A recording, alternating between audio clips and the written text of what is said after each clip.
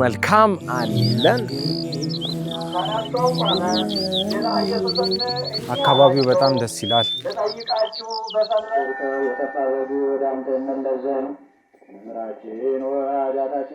ስለዚህ አሁን ቤቶት የቱ ጋር ነው? በምን ስራ ነው የሚተዳደሩት? ምኖርበት ቤት ይሄ ነው።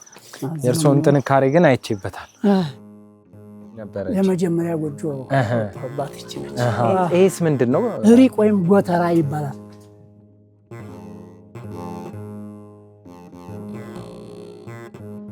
ይሄ ደግሞ የገብስ ጠላ ነው።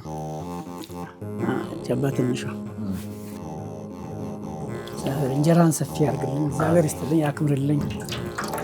ይሄው ፀሐዩ እየበረታ ስለሆነ አሁን አረፍ ብለን ቡና ብንጠጣ ነው የሚሻለው። እስካሁን አደከምኩ። ኧረ ችግር የለውም አባ፣ ችግር የለውም።